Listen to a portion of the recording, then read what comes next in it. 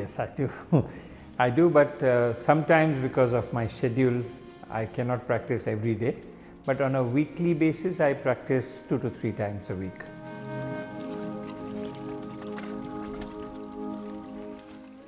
I started yoga almost 30 years ago, more, 35 years ago. I was very young, and at that time I thought yoga was more of exercise, something to help you. As a child I had some breathing issues, so I started with pranayam to see how it can help me, and I realized yoga calms you down. So as a young man I was full of energy, wanting to do this, running here, there, and yoga helped me calm myself down. And in my work it helped, in my everyday life it helped. Diplomacy is a very stressful job sometimes, and you need to be calm, to be composed, to be able to not react strongly, to not get anxious, to not get worried, and yoga really helps. And so for me the experience with yoga has been very good. I focus more on the pranayam and the meditation rather than the exercises, but I do the exercises regularly.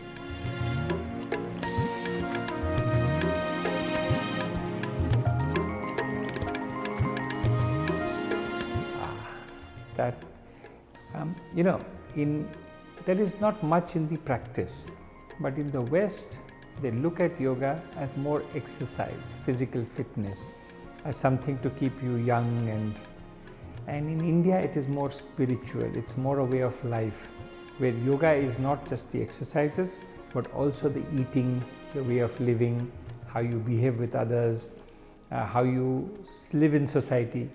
Yoga is essentially in India more of a lifestyle, and in the West it is more of exercises, about physical fitness. And so that is the difference, but in the essence they are the same. If you really look into the depth of yoga, yoga means to unite the body and the spirit. In the West it is mostly the body, in India it's mostly the spirit.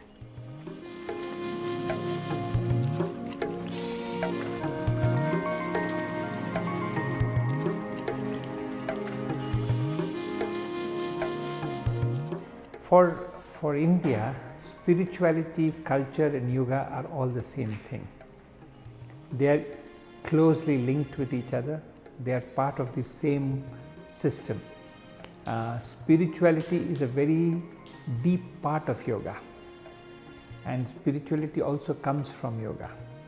If you look at yoga, yoga is not just exercises.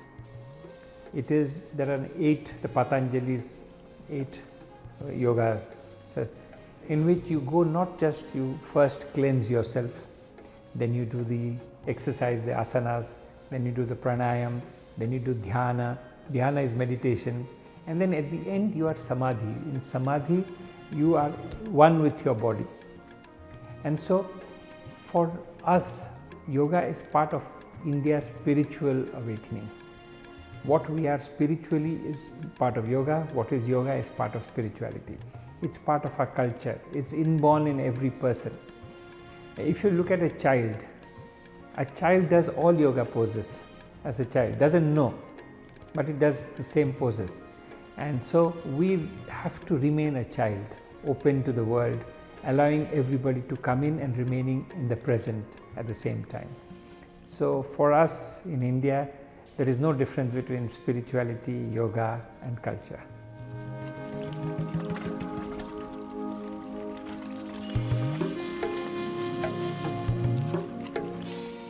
See, the most important value is that you are one with nature. Very important. Once you think you are different from nature, then it's a different world. So what yoga teaches you is that the world is one. Your mind, body, spirit, nature, environment, everything is one. And unless you take care of everything, you cannot have unification of mind and spirit. So for us, living with nature, living with people, when you're living with people, you have to mind how you behave with them, how you talk with them. Are you getting angry? Are you getting anxious? Are you spreading hate? Indians and the world over, yoga helps people to become one with yourself, to recognize yourselves, and to be at peace with the world. I found during the pandemic that a lot of people suffered from anxiety, depression, other issues, and they turned to yoga because yoga helps you come down to a normal level, where you realize that whatever is happening is part of nature's system of teaching us. And so those are the core values yoga teaches: to be at peace with yourselves and to be at peace with the world.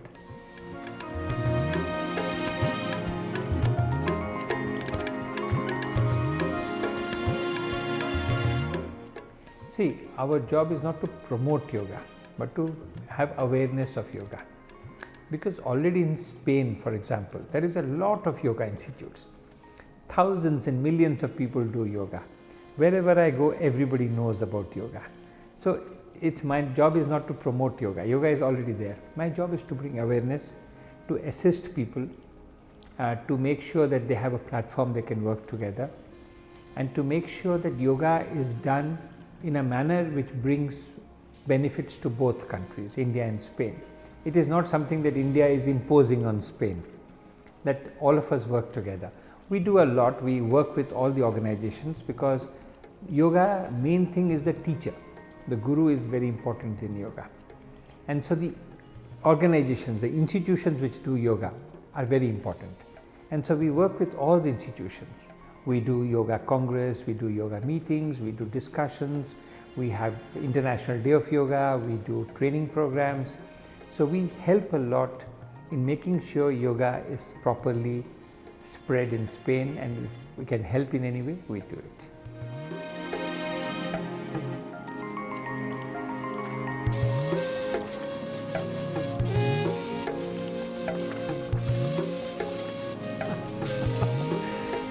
There are a lot of books you can read.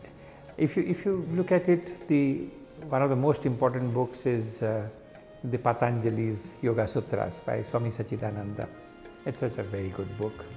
Then there is the Light on Yoga by V.K.S. Iyengar, who did the Iyengar Yoga. There are many books which are good. There are a lot of books for children, books for adults, a lot of books. But if you look at it, one of the best books on yoga was what Steve Jobs used to read, which is the autobiography of a yogi. But everything depends on the individual. I told you the most important way to learn yoga is to have a guru, a teacher. Because the teacher is not like the teacher in the West. Teacher is not to teach you asanas, but the teacher is to teach you how to live life, how to use yoga to live a better life. So the teacher is the best book I can recommend. But there are many books. I cannot give one single book. There is a book which is taken out in Spain in the Spanish language about yoga. I don't remember who wrote it, but it's a very good book in Spanish for yoga. It has got everything on how to live life, how to live well, how to do exercises, how to cook also, sattvic food, what to eat, what to breathe. So there are many good books. But individually, I cannot say one single book. But one thing a yogi or a person who wants to do yoga have to understand: you cannot do yoga with anger, with hatred. You can only do yoga with love and peace. And if you can learn that, you don't need any book.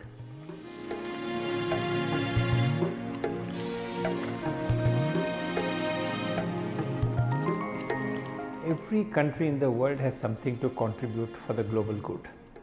But because India has 1.4 billion people, it has more to contribute. And we have a long history, a civilizational history, where there is a lot of things like yoga, which is part of our history which we want to share with the world, which we are sharing with the world. So to call a superpower, I don't like that word, because power has nothing to do with culture and yoga. Yoga is about influence, about friendship, about relationships. Yoga, the whole meaning of yoga is to unite, yoga. So which means unite the people of the world, unite everybody together. So it's not a superpower, it's something we want to share with the world. We are not forcing the world to do anything. The world has recognized, a lot of people today come to India. Even now in this turmoil, like I told you, during pandemic, people turn to yoga. Even in the turmoil that is happening now, you have wars in Ukraine and other parts, you have civil disturbances, you have problems, you have so many things. In this time, what we need is peace, happiness, the ability to love your neighbor, to love people around you, to work together with people. So India has always been a force of good, something which contributes to the good of the world. We don't take sides, we don't say you are right, they are right. We say all of us are right and all of us have to work together. And if we can do that, that will be the greatest thing India can give to the world. But like I told you, we are not here to force anybody. We are here for everybody to learn together and to work together.